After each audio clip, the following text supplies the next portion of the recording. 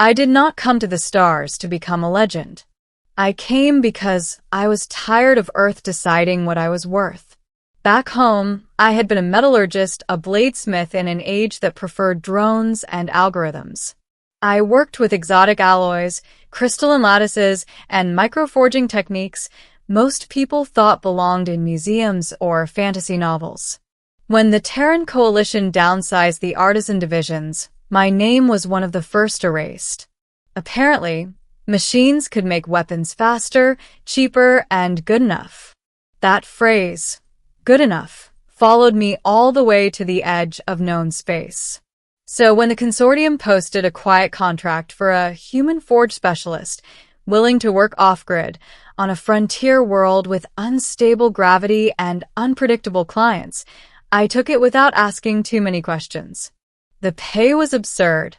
The danger disclaimer was longer than the contract itself. And the destination, an asteroid belt civilization known for ritualized warfare, made every sensible human decline.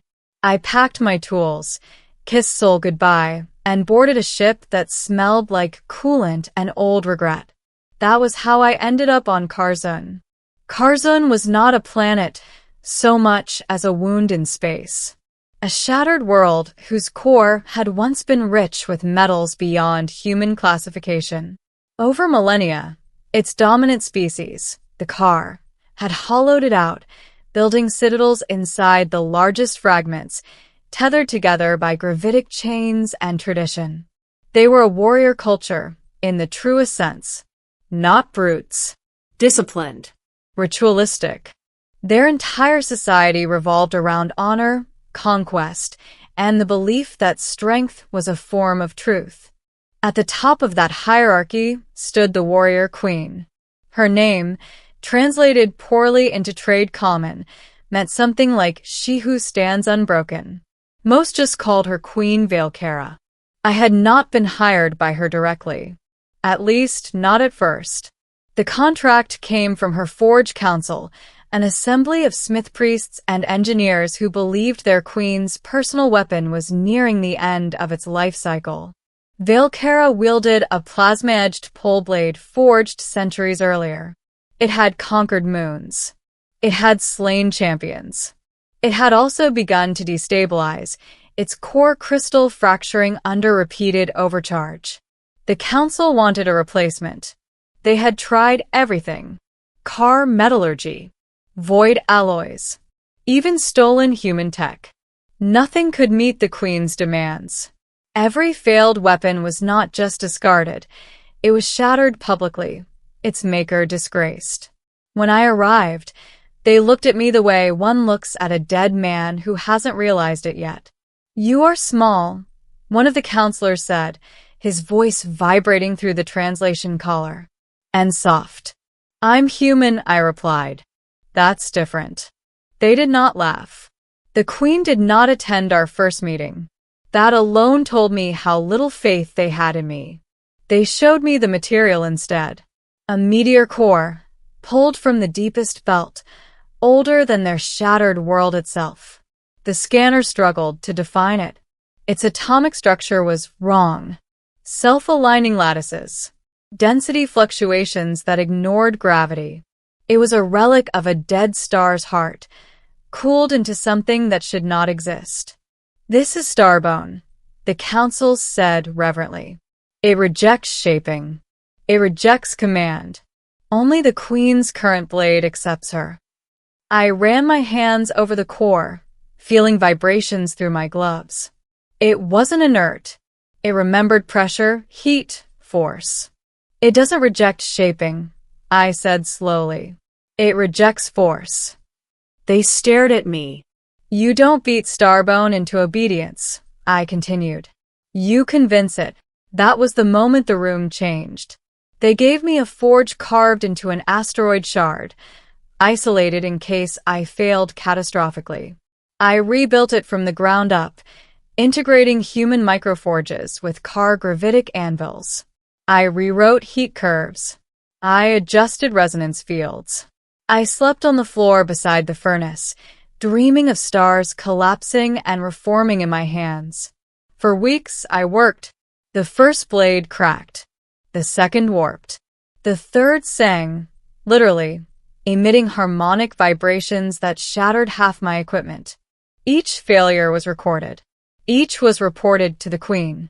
I expected execution long before success. Instead, on the 43rd day, Queen Valkyra herself arrived. She did not come with pomp. No banners. No legions. Just her, armored in dark ceramical etched with battle scars that glowed faintly like dying embers. She stood taller than any human I had met, her presence pressing against the forge like gravity. Her eyes were molten gold.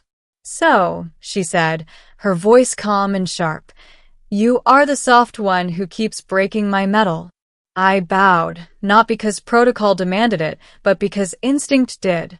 "I am the one who hasn't given up yet," I answered. A pause. Then, unexpectedly, she smiled. "Good. My weapon should be made by someone stubborn enough to defy stars." She ordered the council out. For the first time, I was alone with the WarriorQueen. She watched as I worked, silent for hours at a time. I explained my process only when she asked. I showed her how the starbone responded not to heat alone, but to rhythm, to controlled pulses like a heartbeat. I let her place her gauntlet hand near the forming blade, letting it attune to her presence. Starbone listened to her. That was the missing piece. The blade began to take shape, not a polearm, as tradition dictated, but a single-edged weapon balanced between sword and cleaver. Dense, brutal, elegant. Its core shimmered with captured starlight. "This is not my weapon's shape," Valkyra said quietly. "No," I replied. "It's the shape of you. Not what you were, but what you're becoming." She studied me for a long time. Then she nodded. When the forging was complete, the blade hovered above the anvil, held in place by resonance fields. It pulsed with power, stable and hungry. I named it quietly, in my own language, a habit for mirth. She lifted it. The forge screamed. Energy surged, but instead of destabilizing, the blade settled, like it had found its home. Valkyra swung once, testing the weight. The air split. Gravity rippled. The asteroid's outer plating cracked from the force. Her laughter echoed through the forge. "It lives," she said.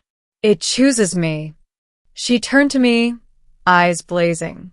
"You have given me more than a weapon, human. You have given me a future."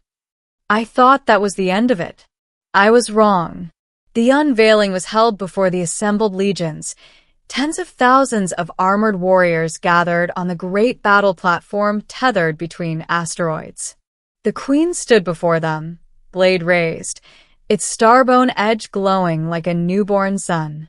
She spoke of tradition, of strength, of the weapon that would carry Karzun into its next age. Then she did something no one expected. She summoned me. I walked onto the platform, painfully aware of how small I was among giants. Murmurs rippled through the ranks. Humans were rare here. Unarmed humans rarer still. "This one," Valkyra announced, her voice amplified across the void, "forged my blade not with fear, nor with force, but with understanding." She turned to face me. "By our oldest law," she continued, "the maker of a sovereign's weapon shares in its victories, shares in its burdens." Her legions began to murmur louder. "Such a bond," she said, "has only one name." I felt the realization hit me too late. The chant began as a whisper. Then it spread. "Husband." The word rolled across the platform like thunder. "Husband, husband, husband." I froze. The council looked like they were collectively having heart attacks. Valkyra leaned down, her voice low, meant only for me. "On Karzun," she said, "to forge a queen's true blade is to bind your fate to hers. You are not a subject. You are not a servant." She smiled again, fierce and unyielding. You are my equal. I should have run. Instead, I laughed. Because in that moment, surrounded by stars and warriors and a future I had never imagined, I realized something profound. Earth had called me obsolete. The galaxy had called me husband. The years that followed were not simple. Politics shifted. Enemies tested the new blade and broke themselves upon it. I learned car customs. Valkyra learned human stubbornness. There were battles, arguments, quiet moments in the forge where she would watch me work on lesser weapons, pretending not to relax. I did not become a king. I became something stranger. A human who forged the future of a warrior empire. And every time Valkyra raised her Meteor Blade and her legions roared, I knew I had taken one contract too many, and I would never trade it for all the stars in the sky. The chant did not end that day. It followed us. Across the platforms, through the war corridors, into the halls carved from starstone older than memory. Wherever Queen Valkyra walked with a Meteor Blade resting against her shoulder, the legions beat their fists to armor and cried the same word. Husband. At first, I thought it was ceremony, ritual enthusiasm that would fade once the novelty wore off. I was wrong. Among the car, words mattered. Titles mattered even more. And once spoken by the legions, a truth could not be unspoken. The Forge Council attempted to intervene. They invoked precedent, obscure legal codices, half-forgotten exceptions carved into temple walls. They argued that I was an off-worlder, a non-warrior, biologically incompatible, politically inconvenient. Queen Valkyra listened to every argument. Then she drew the Meteor Blade and drove its tip into the floor between them. The impact cracked the platform and silenced the chamber. This blade recognizes him, she said calmly. It does not recognize your fear. No one argued after that. But recognition did not mean peace. Within months, challengers arrived. Not from within Karzun, but from beyond it. The surrounding systems had watched the unveiling. They had felt the shockwaves when Valkyra tested the blade in open void. They had seen the readings, energy signatures that rivaled capital ship weapons, concentrated into a form wielded by a single warrior. Empires do not ignore such things. The first to act were the Dravuan Combine, mercantile warlords who believed everything had a price, including queens and humans who forged impossible weapons. They sent emissaries, then threats, then fleets. Valkyra met them at the edge of broken light, where asteroid shadows twisted sensors and gravity fractured into chaos. I stood beside her on the command platform, watching thousands of car warships align like a spear aimed at the dark. You could leave, she said quietly, not looking at me. No dishonor would follow you. This war is not of your making. I shook my head. I didn't just forge your blade, I replied. I forged my choice. The battle was unlike anything humanity had ever recorded. Car tactics were brutal and elegant. Boarding actions conducted at relativistic speeds, warriors leaping through vacuum with magnetic harnesses, tearing enemy ships apart from the inside. Valkyra herself led the charge, her Meteor Blade carving through hulls and energy shields alike, the weapon singing with every strike. I watched the blade carefully, not with fear, but with pride, because it did exactly what I had designed it to do. It adapted. As enemy weapons shifted frequencies, the blade adjusted its resonance. As energy fields fluctuated, the starbone lattice realigned. It was not just a weapon, it was a conversation between smith and warrior, continued in battle. The Dravuan fleet broke within 6 hours. Their flagship attempted retreat. Valkyra did not allow it. She cut through its spine and let the wreckage drift as a warning. When the battle ended, the legions chanted again. But this time, the word carried weight earned in blood. Husband. The war did not end there. Others came, some seeking conquest, others seeking alliance, a few seeking me. Rumors spread faster than fleets. A human who could shape starbone, a forge that could birth living weapons, a queen who listened, to steel, to stars, to someone not born of her people. Offers arrived. Assassins too. I survived both.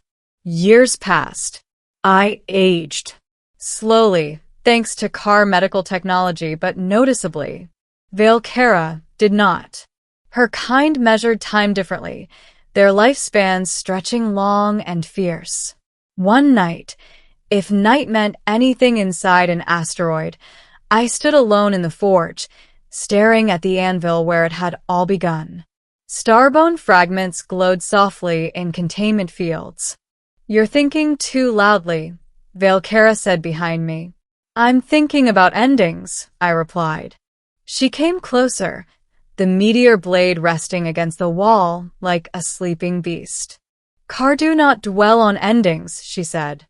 "Only victories." "Humans do," I said gently. "We burn fast. We don't get centuries." Silence settled between us. Finally, she spoke. "Then speak your fear." I turned to face her. "One day I'll be gone," I said. "And your legions will still chant a word tied to someone who no longer stands beside you." Her eyes softened, not weakened, but sharpened by something deeper than war. "Then I will forge an ending worthy of a beginning," she said. She summoned the Forge Council, not to command, but to witness. What followed was unprecedented. Together, we designed the last blade I would ever forge. Not for her. For Karzun, a crown forge, a starbone engine integrated into the heart of the shattered world, stabilizing its fragments, harmonizing its gravity, ensuring the survival of their civilization without endless war. It took years. It took everything I knew. When it was finished, the planet sang. The legions gathered one final time, not for battle, but for acknowledgement. Queen Valkyra stood before them, her meteor blade raised. "This human did not conquer us," she declared. "He did not rule us. He did not weaken us." She turned, placing her hand on my shoulder. "He made us endure." The chant rose, not thunderous, but reverent. "Husband." When I died, it was not in battle. It was in the forge, hands stained with starlight, heart finally at rest. They did not entomb me. They forged me into memory, a human silhouette etched into starbone, embedded beside the crown forge, forever part of Karzun's core. And when future queens lifted the Meteor Blade, they were taught a truth their warriors never forgot. Strength is not always born. Sometimes it is forged.